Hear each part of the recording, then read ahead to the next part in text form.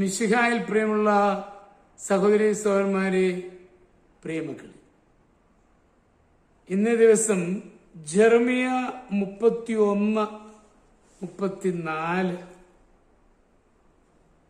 the book of Jeremiah chapter 31 verses 34.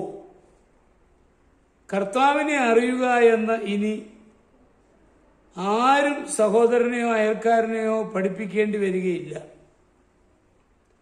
അവർ വലിപ്പ ചെറുപ്പമെന്നേ എല്ലാവരും എന്നെ അറിയും എന്ന് കർത്താവ് അരുളി ചെയ്യും.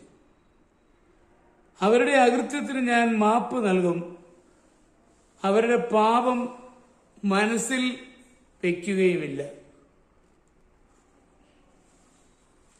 മാനസാന്തരപ്പെട്ടാൽ ഉടൻ പല കാലങ്ങളിലായി ചെയ്തു പോയ സകല തെറ്റുകളെയും ഓർമ്മയില്ലാതാകണമെന്ന് നമ്മൾ ആഗ്രഹിച്ചേക്കാം.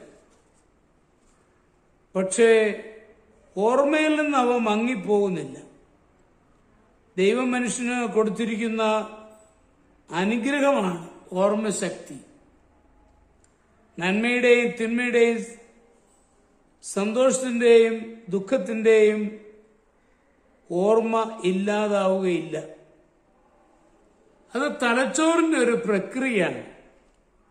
ചെയ്തുപോയ അബദ്ധങ്ങളെ പറ്റിയുള്ള ഓർമ്മ നമ്മെ ആത്മീകരെയും മാനസികമായും അധപ്പതിപ്പിക്കുവാൻ ഒരിക്കലും കാരണമാകരുത്. ഒരിക്കൽ നാം മറ്റൊരാളോട് കടം വാങ്ങി ചില നാളുകൾക്ക് ശേഷം അത് മടക്കി കൊടുക്കുകയും ചെയ്തു. ഞാൻ കടം വാങ്ങിയതിനാൽ ഇന്നും കടക്കാരനാണ് എന്ന് ചിന്തിക്കുന്നത് പരിതാപകരമായ ഒരവസ്ഥയാണ്. അതുപോലെയാണ് കഴിഞ്ഞ കാലത്തെ തെറ്റുകളെ പറ്റി എപ്പോഴും ഓർക്കുകയും പറയുകയും ചെയ്യുന്ന ക്രൈസ്തവന്റെ നില. അത്തരം തെറ്റുകൾ ആവർത്തിച്ച് ചെയ്യുവാൻ ആഗ്രഹിക്കാത്ത ഒരു മനസ്സാണ് ആവശ്യം. കഴിഞ്ഞ കാലത്തെ തെറ്റുകളെ പറ്റി ഓർത്ത് എപ്പോഴും ഭാരപ്പെടുന്ന ഒരു ക്രൈസ്തവൻ ഉറക്കത്തിലൊരു സ്വപ്നം കണ്ടു. തന്റെ അരികിൽ നിന്ന് കർത്താവിനോട് അവൻ കർത്താവെ പലതവണ ചെയ്യുകയും ഏറ്റുപറയുകയും ചെയ്ത് തെറ്റ് ക്ഷമിക്കണമേ എന്ന് അപേക്ഷിച്ചു. ഏത് തെറ്റാണെന്ന് കർത്താവ് ചോദിച്ചു.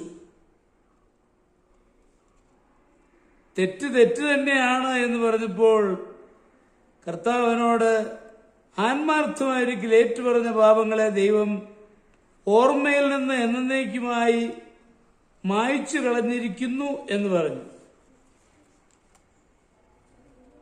സ്വന്തം തെറ്റുകളുടെ പട്ടിക എന്നും നിരത്തി പ്രദർശനത്തിന് വയ്ക്കരുത്. തുറന്ന മനസ്സോടെ ഏറ്റുപറഞ്ഞ ശേഷം അത് ആവർത്തിക്കാതിരിക്കുവാൻ ദൈവകൃപയിൽ ആശ്രയിച്ച് ശ്രമിക്കുകയാണ് ആവശ്യം.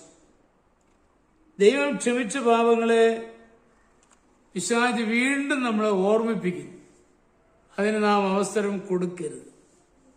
നമ്മുടെ കർത്താവ് യേശു മിശിഹായുടെ കൃപയും പിതാവായ ദൈവത്തിന്റെ സ്നേഹവും പരിശുദ്ധാത്മാവിന്റെ സഹവാസവും പരിശുദ്ധ അമ്മയുടെ മധ്യസ്ഥതയും നിങ്ങളെല്ലാവരോടും കൂടി ധാരാളമായിട്ടുണ്ടായിരിക്കും, എപ്പോഴും എപ്പോഴും എന്നേക്കും.